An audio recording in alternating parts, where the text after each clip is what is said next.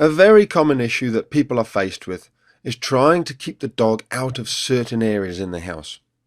Here's Stanley. He's a great Wheaten Terrier. However, he loves nothing more than to get under people's feet in the kitchen, especially when you're trying to make the dinner. Here I'm going to demonstrate to you a very simple way of showing your dog exactly where it is and where it isn't allowed. To Stanley's owners, it seems like either he doesn't know exactly where he's allowed or he doesn't care. I'd suggest it actually is a little bit of both. So if this is the line where you don't want the dog to go into the kitchen, the dog can't really see exactly where it is. We have it in our own minds as to where we think it is. But to make it really clear to the dog, all we're going to do is put down some sticky tape. It's crucial that there's a very obvious line for your dog, such as a change in the floor surface from wood to carpet. If there isn't, you need to make a clear dividing line using tape. Don't worry, it doesn't have to be forever. All we're going to do is kind of encourage him to come in.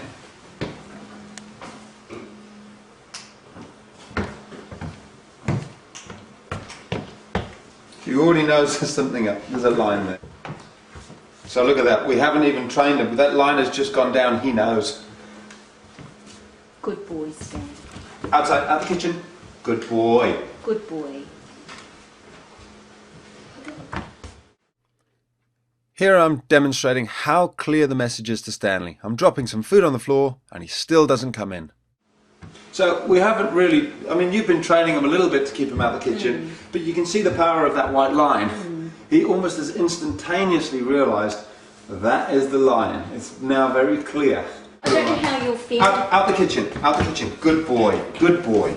Okay, so out of the kitchen when he backs off, praise him. When he's out the kitchen, we praise him. Now what we don't want to do is get him to think that every time he comes in here, if we chase him out, he gets a treat.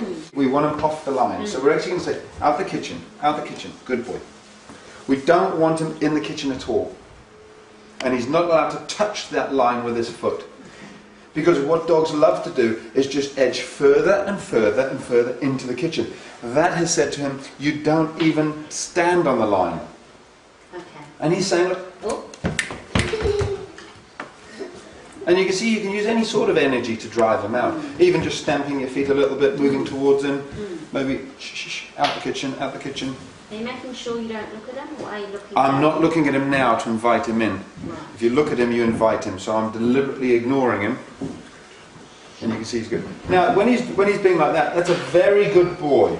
He's been outside for a good long time, out the kitchen. So good boy, good boy.